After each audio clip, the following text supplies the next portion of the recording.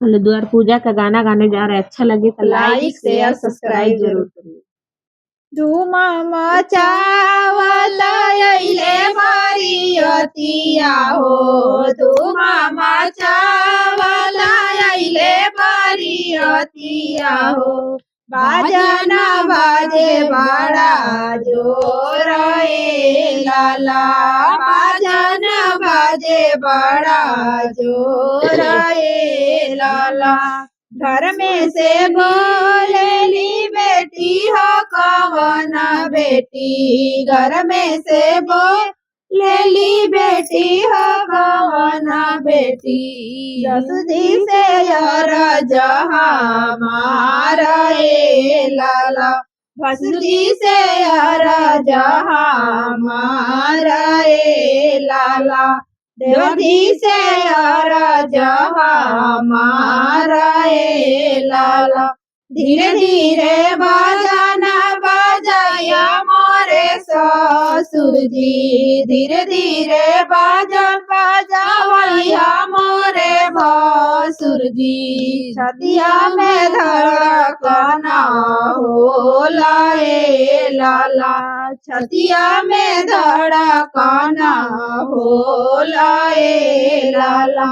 बाजन के धुना सुनिया मोरे रोवेली, बाजन के धुना सुनिया जी मोरे रोवेली। बाजन के धुना सुनी भाभी मोरे रोवेली।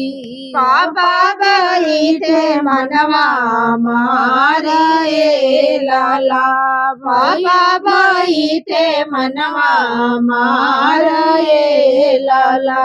चाचा बैठे मनवा मारे ए लाला, भैया बैठे मनवा मारे ए लाला।